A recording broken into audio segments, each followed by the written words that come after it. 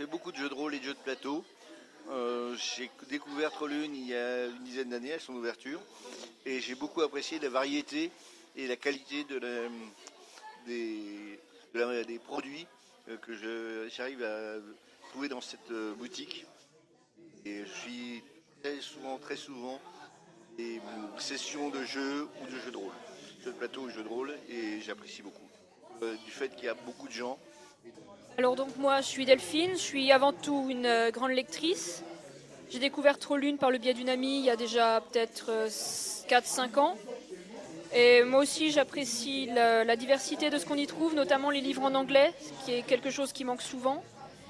Et aussi la passion de ceux qui y travaillent, les conseils qu'on a pu m'y donner. Alors, Thibaut, dit Captain Perco, Ouais, Trollunien depuis 10 ans, ouais. secrétaire de l'association Plan B.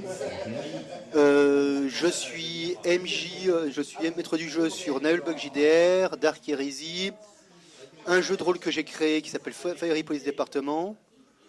Je suis joueur sur tous les jeux de rôle que je puisse trouver intéressant. Je lis j'ai lu du Terry Pratchett, puisque bon, j'y suis venu par un jeu sur PC, le premier. Comme ça, après j'ai commencé à les lire. Quel jeu? Quel jeu? Le premier jeu Disque Monde, D'accord. où on jouait Rincevent qui devait sauver Ankh-Morpok du dragon. Oui, c'est ça. Après j'ai fait Disque World Noir aussi, hein, Ouais. et le 2.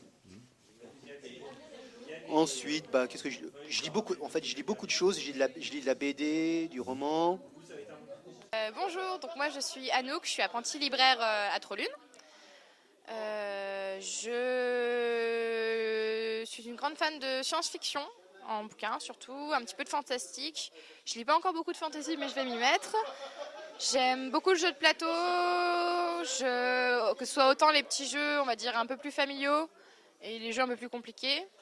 Je viens de faire ma première partie de Horror à Arkham. Ce fut un grand moment pour moi. Je fais du jeu de rôle aussi. J'ai fait un peu de Warhammer 40 000. J'ai fait du Sion. J'ai fait du... Je ne sais plus comment il s'appelle. Celui où il y a où tu es un démon et il faut que...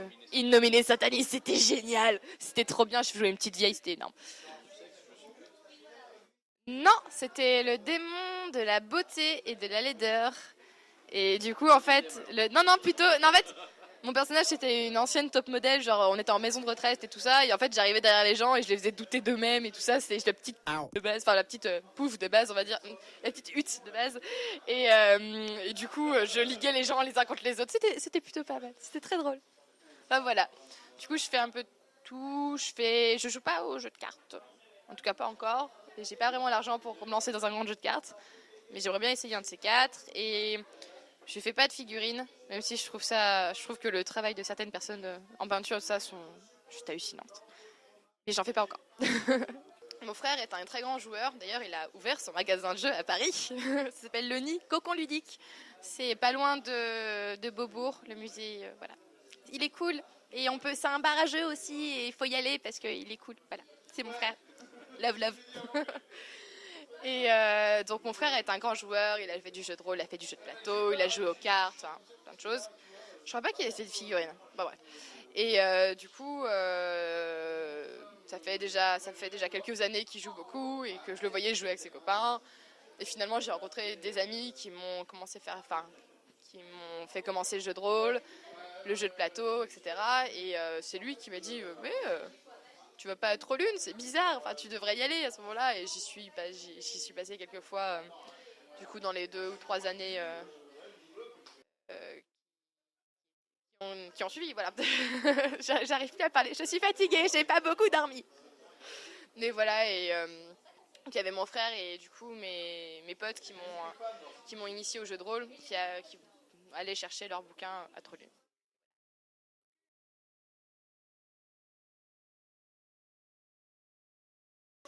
Énormément d'événements assez surprenants, assez intéressants.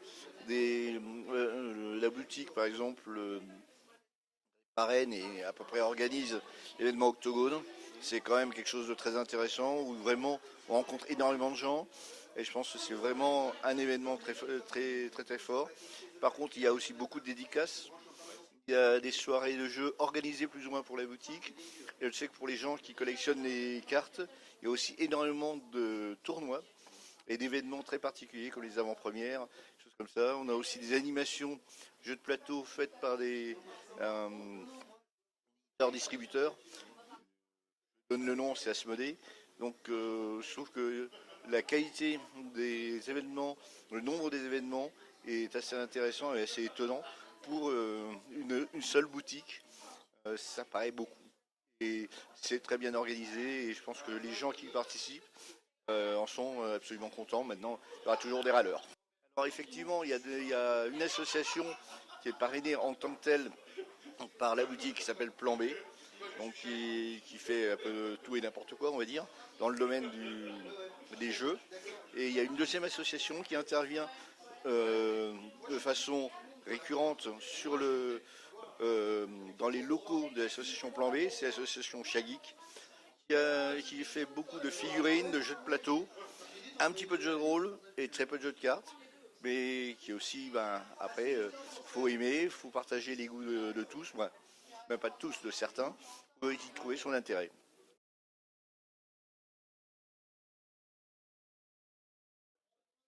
Alors c'est parti sur une idée de Yannick à la base, donc suite au décès de Terry Pratchett. On s'est dit qu'on voulait faire quelque chose en son honneur et du coup il a eu l'idée du brunch. Et moi, dans ma formation, il faut que j'ai comment dire, je dois rendre un rapport de mission, on va dire à la fin de l'année, donc en octobre. Et du coup on se demandait ce que ça allait être ma mission, ce genre de choses. Et je me suis dit que l'événementiel ça pourrait être sympa. Enfin on s'est dit que de l'événementiel ça pourrait être sympa. Et du coup je m'intéresse un peu au club de lecture qu'on a à Trollune. Rejoignez-nous, ce serait cool. Ah, on s'amuse bien. Non, franchement, c'est plutôt sympa, c'est assez posé et tout ça. Et du coup, il m'a aussi lancé sur le brunch. Et du coup, voilà, donc ça a été de la recherche pour voir les différentes recettes, comment est-ce qu'on allait s'organiser ça, ce qu'on allait faire exactement, enfin, aujourd'hui, ce genre de choses.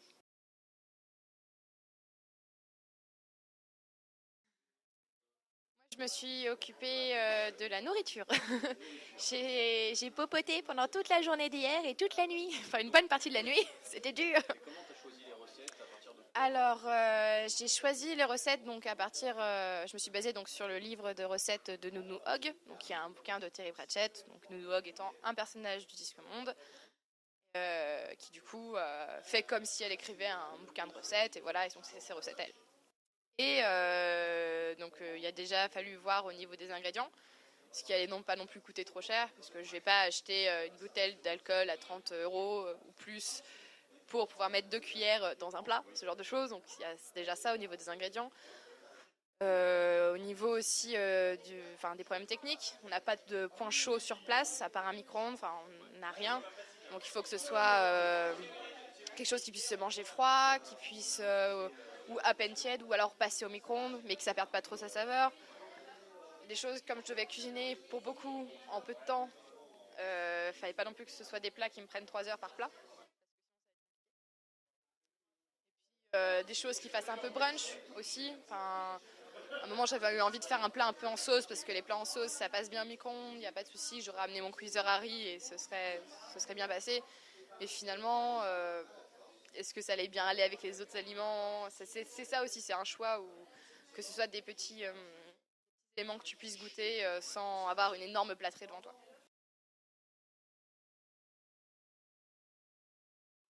L'événement d'aujourd'hui, je pense qu'il est déjà très social, on voit des gens de tous les horizons et de toutes origines, de toutes lectures aussi, c'est très important. Notamment le Disque Monde, je crois que c'est quand même une base. Et donc, je trouve effectivement une grande qualité à cet événement, notamment la réalisation de recettes tout à fait étonnantes et propres à cet univers.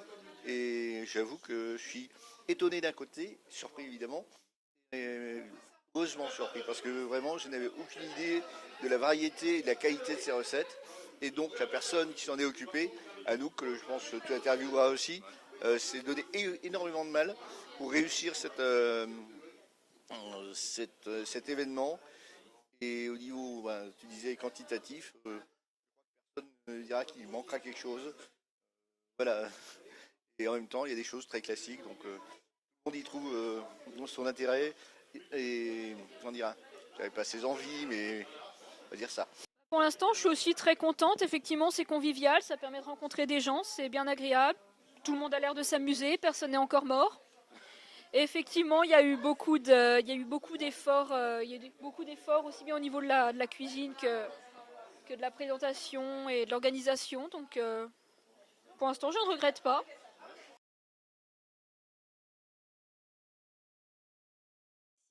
J'en ai une, du coup, toujours sur Terry Pratchett, parce que j'étais trop fière, c'était un peu mon moment à ce moment-là. Donc on a fait une vitrine spéciale Terry Pratchett, donc quelques jours après son décès, pour lui rendre hommage. Et donc j'ai mis une petite partie de l'après-midi à faire ma vitrine, à choisir mes éléments, à les placer, etc. Donc, j'étais plutôt fière de ce que j'ai fait. Et au moment où du coup je referme tout, je m'approche du comptoir pour recommencer le reste du travail que j'avais à faire dans la journée. Il y a une petite bonne femme, enfin une petite bonne femme, non, une femme qui rentre et qui arrive vers le comptoir et qui dit « Oh, vous avez fait une vitrine Terry Pratchett, c'est très bien, je suis très contente. » Et il y a Yannick qui est arrivé et fait « Ah oui, c'est l'éditrice française de Terry Pratchett. » Et du coup, j'ai été félicitée et j'étais tellement fière. Et genre, c'était à 5 minutes près et que je l'ai vraiment bien fini. Et elle n'était même pas passée par le même chemin qu'elle prend d'habitude. Elle s'était trompée de rue, du coup, elle était passée comme de par hasard devant la bonne vitrine. Enfin voilà, ça a été le coup du karma, le coup du destin. C'était magnifique. C'était grandiose. J'étais trop fière. C'était énorme.